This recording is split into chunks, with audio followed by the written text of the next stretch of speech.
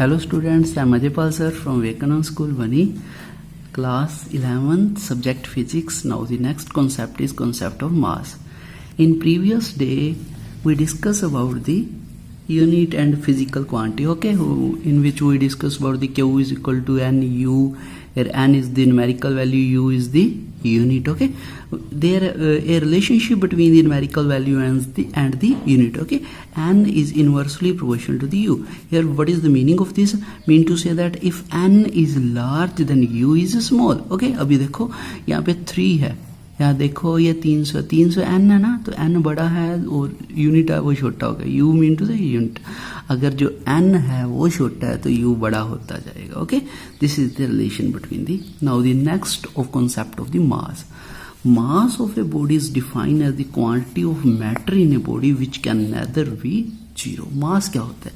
किसी भी क्वांटिटी के बीच में, किसी भी बॉडी के बीच में कितनी क्वांटिटी स्टोर है. कोई भी बॉडी कितने पार्टिकल से मिलके बना हुआ है, that is the mass, okay. ये हमेशा याद रखना, मास क्या है? क्वांटिटी ऑफ द मैटर, की मैटर के अंदर, पदार्थ के अंदर कितनी क्वांटिटी है, okay. The mass of the body is not affected by presence of absence of other body. मास एक यहाँ पे किसी भी चीज का आपने मास मेजर करे, जैसे मान लो पेन है, यहाँ पे पेंसिल रखी हुई है तो यहाँ पे मैंने पेन रख दिया. इन दोनों क्वांटिटी का मास अलग अलग है. उन्होंने बोला इसका जो मास है वो इस पे इफेक्ट नहीं डालता. कोई जितना इसका मास है उतना ही रहेगा, इसका कोई इफेक्ट नहीं पड़ेगा कि पास में कोई दूसरी ऑब्जेक्ट पड़ा हुआ है या नहीं पड़ा हुआ, ओके. तो दो तरह का बेसिकली मास होता है. फर्स्ट है inertial mass and second is gravitational mass. In inertial mass we basically measure the quantities, okay, and in gravitational mass we also measure with some force of attraction like gravity, gravitation force, okay. So the inertial mass, in inertial mass we basically discuss about the particles, how many particles present in a quantity, and in gravitational mass we also introduce a gravitation pull of the earth, okay, or any other planet. The common unit of mass is kilogram. You know about the kilogram. This is the SI unit of the mass, okay. Originally 1 kilogram defines the mass of the 1 cubic decimeter of water at the 4 degrees Celsius. This from where the definition of the 1 kilogram is concept is given that, okay, what is 1 kilogram? What is 1 kilogram? It is 1 decimeter water. A box with the length is, okay, a box with the length and breadth is the 1 decimeter, cubic decimeter, the volume, okay, and 4 degrees Celsius. Water is contained in this box.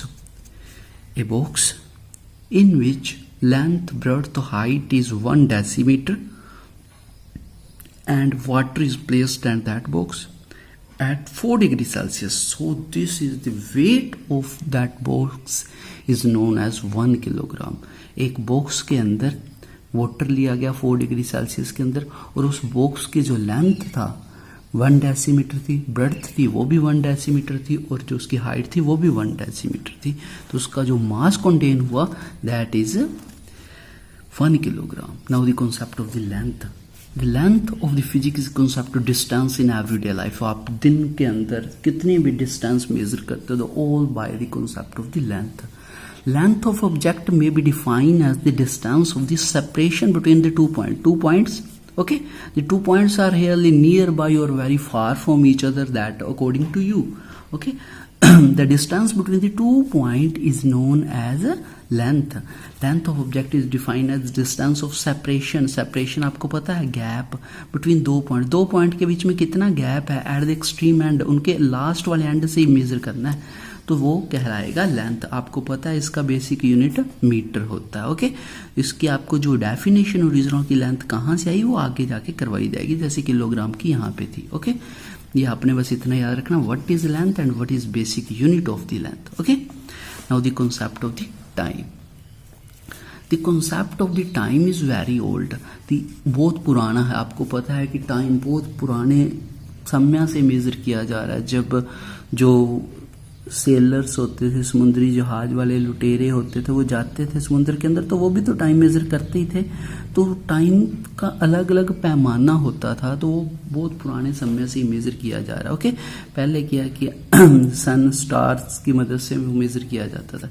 The concept of time is very old. The idea of the passage of the time occurred first from the motion of the moon across the sky. सबसे पहले moon से measure किया जाता था। Formation of day और night का एक पता लगाया जाता था, rotation of earth about its around its axis and so on. Okay, today even a child is familiar with the time. आजकल तो हर सभी को ही पता है टाइम क्या, but it is very difficult to define time प्रिसीजली।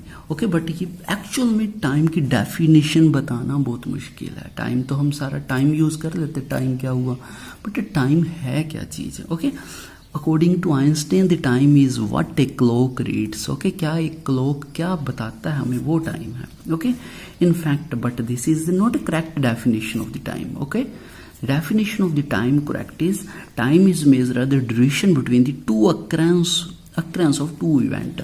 दो इवेंट के बीच का जो गैप है वो है टाइम। ओके, दो इवेंट कोई भी ले सकते हो आप। ओके, जैसे आप घर से चले, आप घर स्कूल में पहुंचे, तो घर से चलने और स्कूल में पहुंचने का जो बीच का गैप है that is the time. We may also define this time is measured duration for which event last। हम ये भी बोल सकते हैं कि एक इवेंट कितने टाइम तक चला।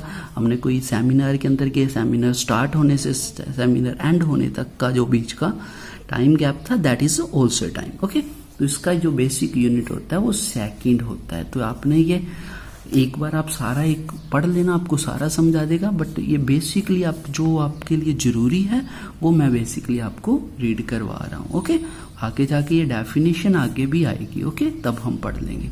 तो this is your today concept about the concept of length, mass, okay, and time. Okay, take care, stay home, stay safe, bye.